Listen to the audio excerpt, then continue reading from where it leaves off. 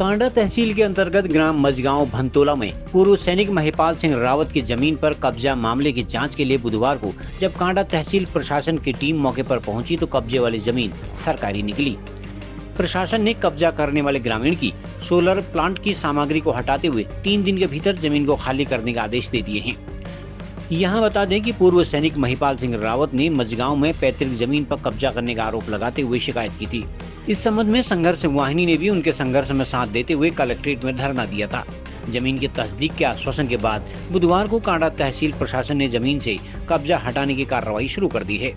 इधर पूर्व सैनिक महिपाल सिंह रावत ने कब्जा हटाने की कार्रवाई का स्वागत करते हुए उनकी पैतृक जमीन की तलाश कर उन्हें कब्जा दिलाने की मांग की है। इधर संघर्ष वाहिनी के कवि जोशी व अंकुर उपाध्याय ने सरकारी भूमि में सोलर प्लांट यूनिट की मंजूरी पर हैरानी जताई है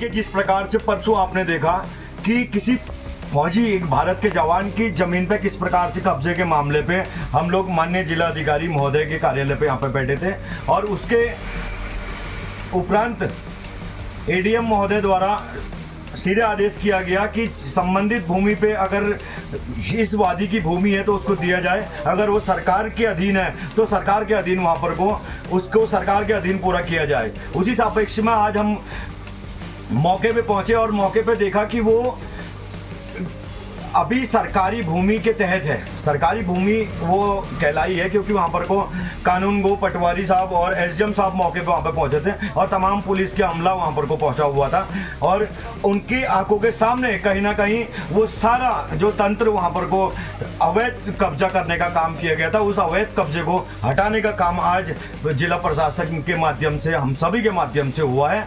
और मैं आपको बता दूं कि ये पूरा गेम पूरा जो ये सोलर प्लांट वाला मामला है पूरा सब्सिडी का मामला है और वो सरकारी भूमि पर आधे से ज़्यादा, अभी आप वीडियो में देख रहे हैं कि आधे से ज़्यादा उसमें निर्माण हो चुका है और प्रशासन अपनी आंख मूंद के बैठा हुआ है। जब हम अनशन में बैठे, जब आदरणीय कवि जोशी जी संघर्ष वाहिनी के जो जिला अध्यक्ष हैं वो अनशन में बैठने का काम किया जब उनने, तब जाके इनकी आंखें खुलने का काम किया है। और अब प्रशासन जब वहाँ पे पहुँचा है तो हम इनसे यही जानना चाह रहे हैं कि भाई किस प्रकार के एग्रीमेंट के साथ वो वहाँ पर एग्रीमेंट ही कैसे हुआ, आप ये बताइए। पहले एग्रीमेंट जब हुआ है तब जाके वो कहीं ना कहीं एक सरकारी कागज बन के वहाँ पे पहुँचा हुआ है और आज सरकार के लोग कह रहे हैं कि वो भूमि सरकारी है।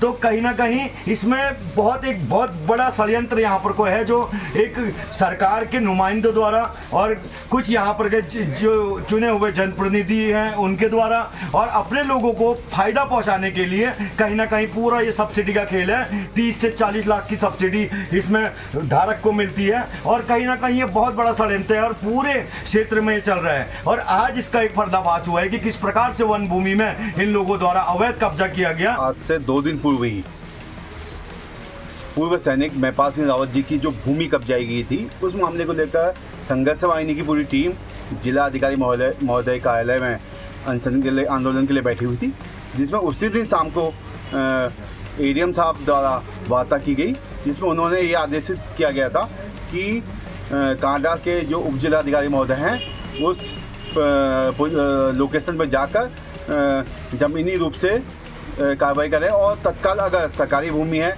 तो उसमें कब्जा हटाया जाए और अगर वो उन्हीं की भूमि है तो तब भी उस जहाँ पर कार्य चल रहा है उसको रोका जाए।